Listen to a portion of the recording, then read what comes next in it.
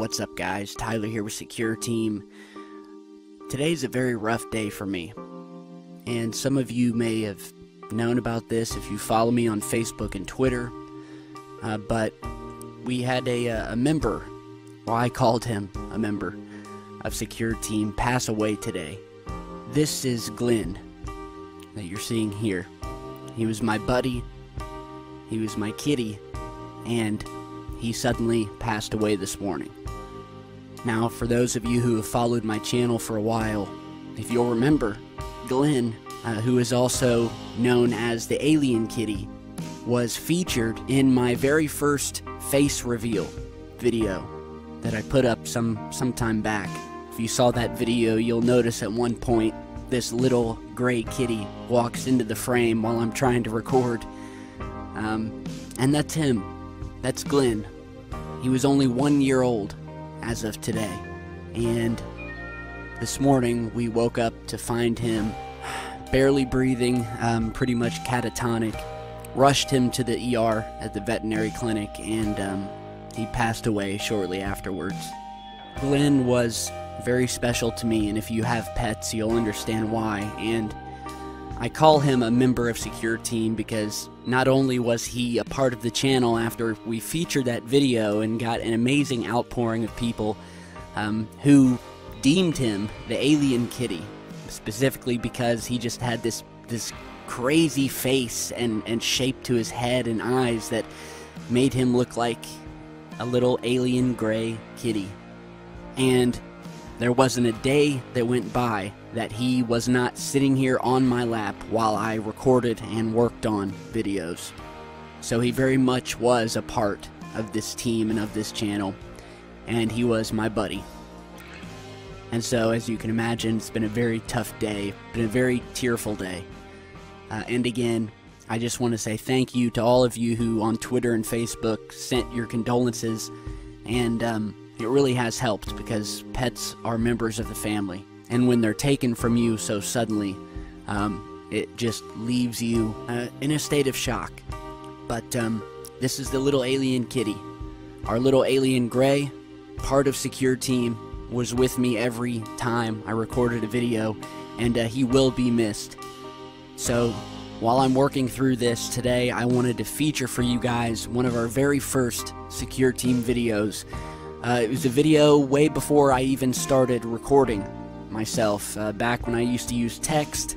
Things were very clumsy, but this was one of the very first videos that started the channel, and it's with regards to Phil Schneider, who I'm sure many of you have heard of. He was a man who worked for the government and was involved with one of the most notorious conspiracies in ufology today, and that is the 1979 Dulce firefight. So, without further ado, I hope you guys all enjoy this, and after you watch it, I highly suggest watching some of Phil's other convention speeches and talks. So, thank you guys for watching, and I will get back to work and have a new video out very soon. So with that said, enjoy the video.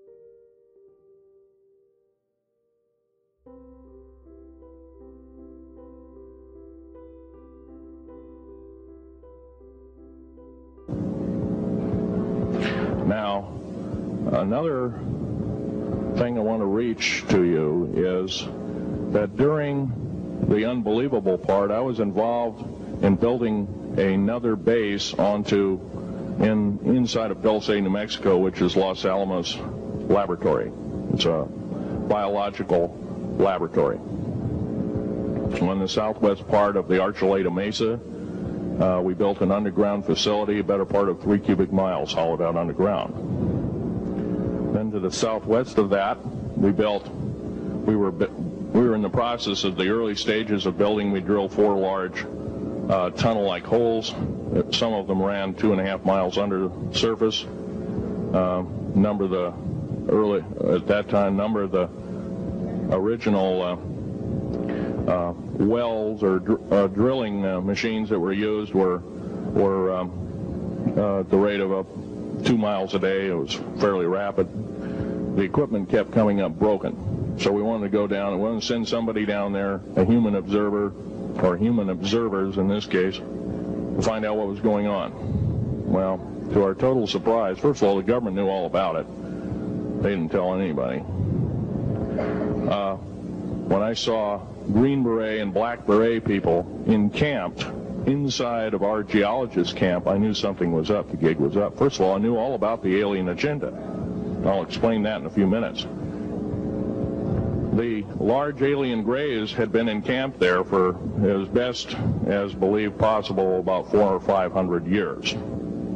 Had been one of their internal bases. And we drilled holes right on top of it. All the stinking air, all the black sooty air came right out as soon as the first hole was sunk, and all this soot came up, and well, that's when all the hell broke loose, really, all started. Anyway, after we drilled all 4 holes, it took about 2 days to drill all 4 of them.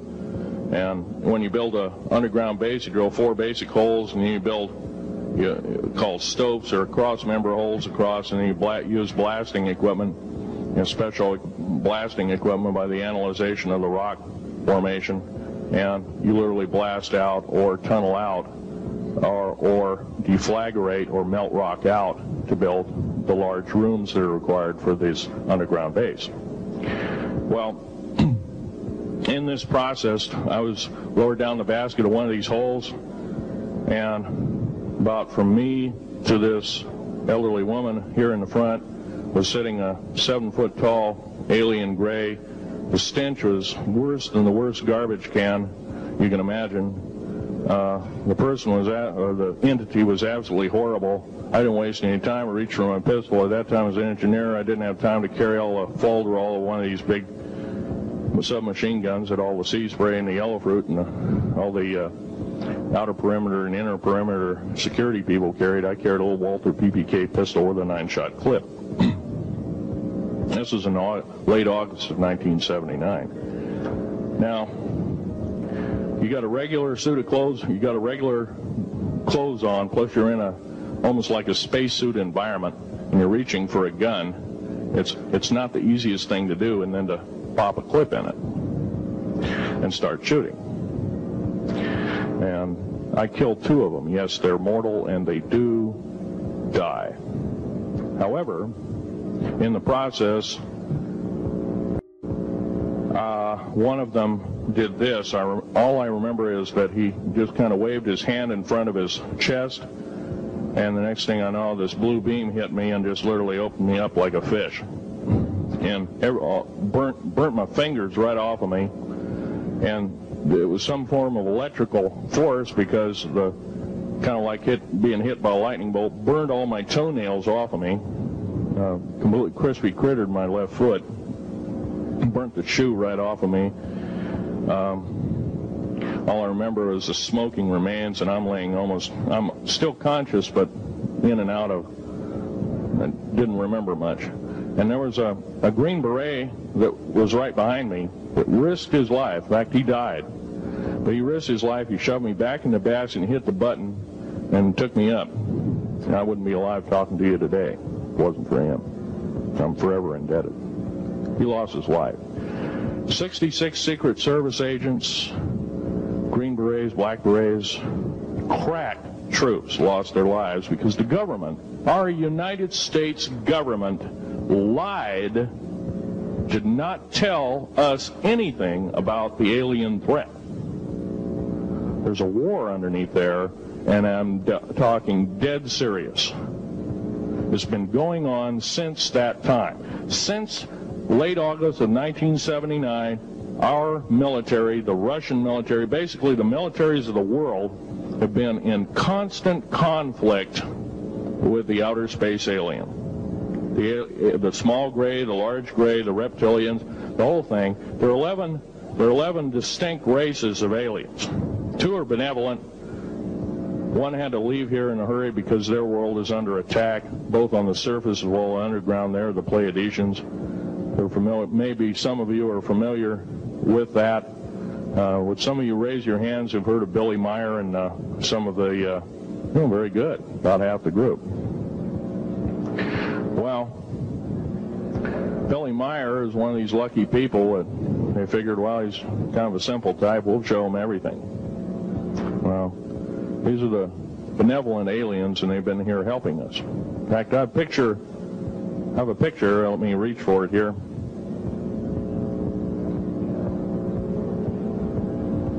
I have a picture of one of the aliens been working for the United States Pentagon for the last 58 years. His name is Val Valiant Thor. He's right here.